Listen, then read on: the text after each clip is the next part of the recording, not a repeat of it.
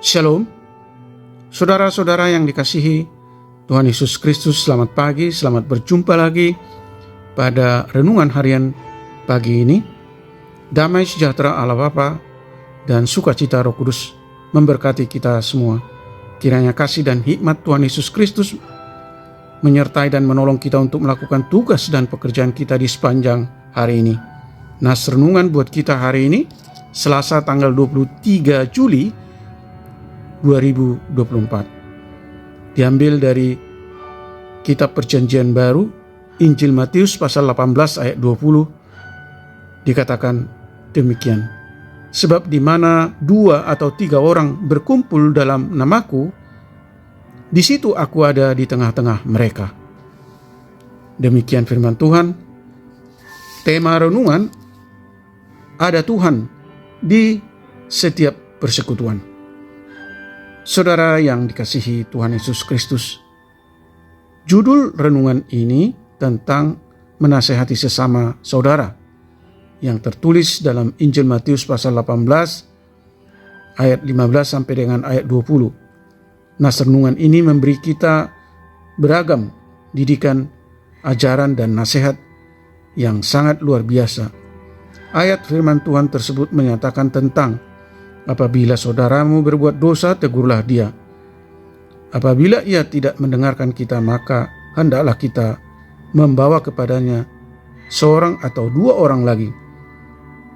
Ingatlah bahwa yang kita ikat di dunia ini akan terikat di surga. Bentuklah persekutuan yang dibangun dengan iman. Sebab jika 2 orang daripada kita di dunia ini sepakat meminta apapun juga, permintaan mereka itu akan dikabulkan. Percayalah, imanilah, di mana 2 atau 3 orang berkumpul dalam nama Tuhan Yesus Kristus, maka di situ Dia akan berada di tengah-tengah mereka dan kita. Saudara yang dikasihi Tuhan Yesus Kristus, di mana ada 2 atau 3 orang berkumpul dan berdoa dengan iman yang teguh kepadanya, maka Tuhan Yesus akan datang di tengah-tengah kita. Jika ada 2 atau 3 orang berkumpul dan berseru kepadanya, maka Dia akan melawat, menjamah, dan menjawab doa-doa kita. Jadi, saudara yang dikasihi Tuhan Yesus Kristus, berkumpulnya 2 atau 3 orang, apabila lebih dari 3 orang, hal ini akan memperkuat permohonan kita kepadanya. Percayalah bahwa berkumpulnya banyak orang percaya yang berseru kepadanya akan menyenangkan hati Tuhan. Oleh sebab itu, janganlah kita ragu berkumpul untuk beribadah, berdoa, bersyukur, memuji, memuliakan, menyembah, memberi persembahan dan melayani Dia. Janganlah kita bimbang, janganlah kita gamang. Saudaraku yang dikasihi Tuhan Yesus Kristus, percayalah bahwa di mana 2-3 orang berkumpul dalam namanya, maka di situ Dia ada di tengah-tengah kita. Rajinlah dalam persekutuan Tuhan. Amin. Mari kita berdoa. Bapa Surgawi, Allah yang kami sembah di dalam Yesus Kristus, kami bersyukur bahwa Tuhan selalu ada di tengah-tengah persekutuan kami.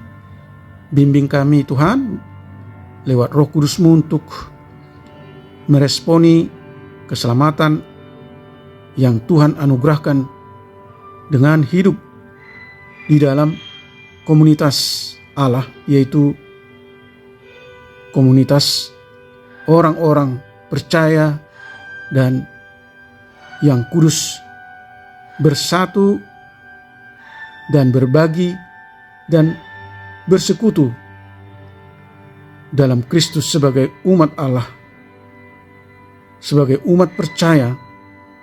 Ajar kami untuk saling mengasihi satu sama lain, sehingga dunia boleh melihat kami sebagai murid Kristus yang sejati dan sebagai bagian dari keluarga Allah. hidup dalam komunitas tidak senantiasa berjalan dengan mulus karena selalu ada perbedaan pendapat yang dapat menimbulkan konflik.